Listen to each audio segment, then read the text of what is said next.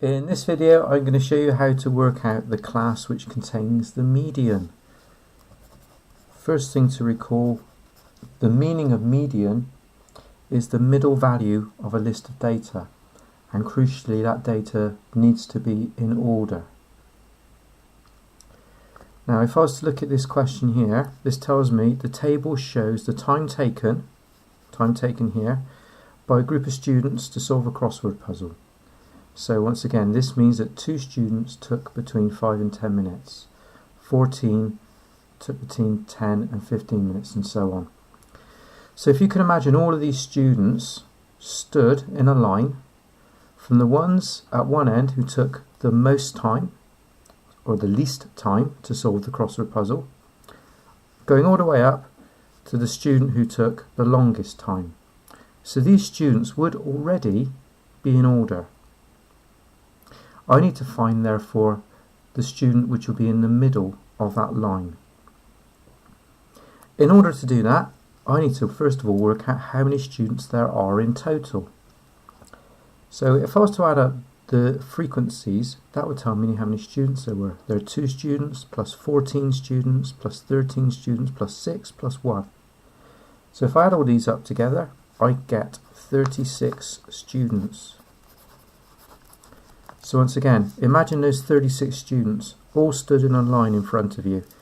At one end, the student who solved the puzzle the quickest, and at the other end, the one who took the longest.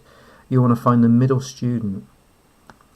Well, the middle student is going to be at position 18.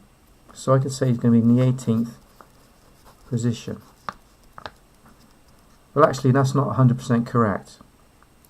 Because if there were 36 students, the middle wouldn't actually exist.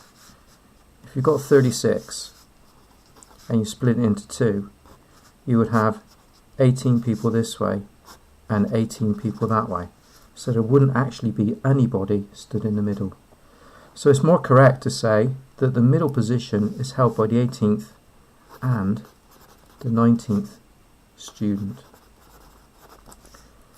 Now an easy way to get round this is you take your number of students, 36, you add 1, and then you divide by 2. So 37 divided by 2 gives us position 18 and a half. So I'm looking really at the 18th and a half position. You'll quite often see this in textbooks as n plus 1 divided by 2.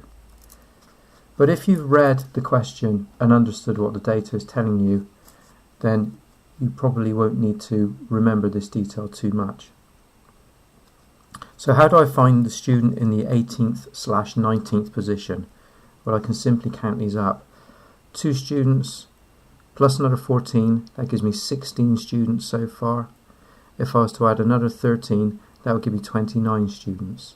So clearly the 18th and a half position must be between the 15th and 20th class interval. So my answer is going to be 15 to 20.